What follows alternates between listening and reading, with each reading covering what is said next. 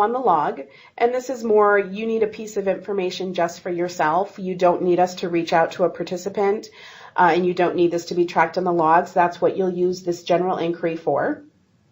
And you will receive an email notification once Melee's responded to your question. So you won't have to keep coming into the gateway and pulling up the inquiry to see if she's responded. You will get a notification once there is a response, so you know when to go and take a look. And here we have a copy of the submission page for the general inquiry. Up at the top, you have your description line, which is similar to a subject line. You have your message box here, and there is no character limits. You can put as much information in here as you need to. And underneath, we have the update on resolution, yes or no, and that's that email notification that I was just talking about. This does default to yes. And for general inquiries, I would assume most of the time that's where you'll want to leave it. If you're asking a question, you'll want to be notified when Melee's responded to you. Underneath, sorry, was that a question? I just said okay. Oh, okay. Sorry. Underneath here, you have your CC line, and this is where you can CC anyone else from your team who has gateway access if you'd like them to be aware of the question or be a part of the conversation. This is also where you can add Jermaine's email address if you'd like her to be aware of that question as well. One thing you want to remember with the CC line is only individuals who have gateway access will be able to view the inquiry. And that's another security feature that we've added for you. So if for any reason you accidentally put the wrong email address on here and a notification goes out to someone who does not have gateway access, they will not be able to access the gateway. They will receive an error message when they try to open it. And that, again, just makes sure that we're protecting the participant information, and if that's only being shared with people that have the proper permissions. And then down here at the bottom, you have an attachments option. So if you ever need to send us over an Excel file or a PDF or something like that, you can always attach that here.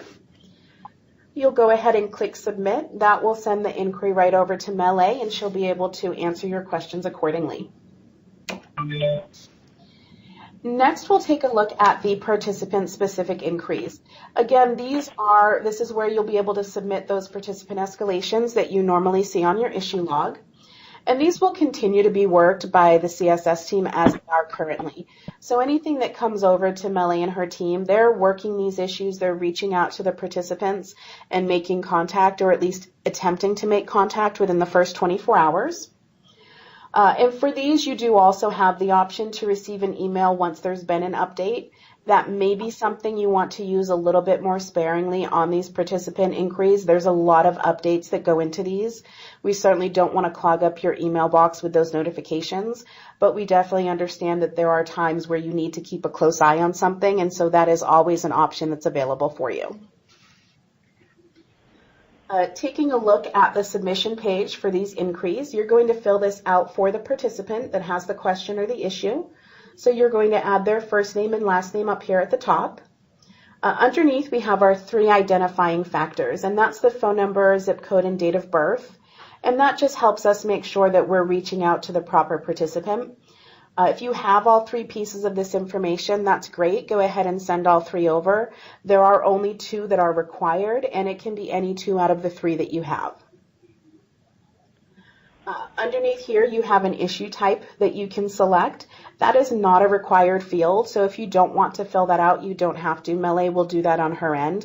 But if you'd like to categorize the issue that you're sending over, this is where you can do that. And then we have a severity drop-down, and there's 3 different severity types that you're going to see here. There's normal, high, and urgent, and that just helps us understand where this specific inquiry falls on your radar. So if you're submitting something over and putting it in the urgent category, that tells us that this may be a VIP that we're working with, or this issue may be something that's working its way up the chain. Maybe there's some VPs or a CEO involved, something like that. Those are also the ones that you'll definitely want to CC Jermaine on. You'll always want her to be aware whenever there's an urgent issue that you're sending over. And then underneath here, we have the contact participant. And this is a yes or no. For most of these, I would assume it's going to be a yes. If someone's notified you that they have a question or an issue, you're sending it over to us because you'd like us to reach out to this participant and assist them through the resolution process. But there may be an instance where you need something to go on the issue log, but you don't want us to reach